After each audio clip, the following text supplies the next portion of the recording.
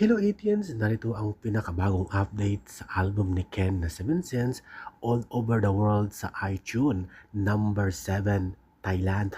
Number 21, Australia. Sa Amerika, top 77. Italy, number 10. Ang kantang Act mula sa 7 Cents, number 1 sa Qatar. At Act naman, number 21 sa buong Saudi Arabia.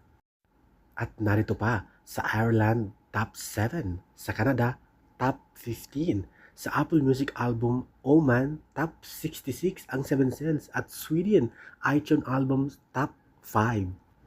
Pasok din lahat ng kanta ni Philip, ang 8, Lust, Greed, Sloth, Gluttony, Pride, Wrath, Envy at Fools. At sa Europe, Austria, pasok ang 7 Cents sa number 16, top 16 iTunes. Sa Pilipinas, pasok ang lahat ng kanta, halos lahat ng kanta ni Ken. Ang Fake Faces, Kanako, Sloth, Wrath, Pride, Gluttony at marami pang iba. At sa United Arab Emirates, UAE, pasok din ang lahat ng kanta sa 7 Cents ni Ken. Kaya naman, congratulations, iTunes Philippines yan. Sa Hong Kong, andyan din lahat ng kanta. Singapore, ang album top number 1 sa Hong Kong at Singapore, ang 7 Cents ni Ken or Philip.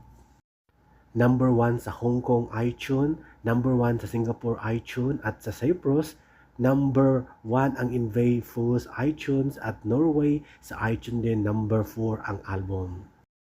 Sa Taiwan iTunes, number 14 ang 7 Cents. Sa Apple Music album, number 37 sa Kuwait. Congratulations!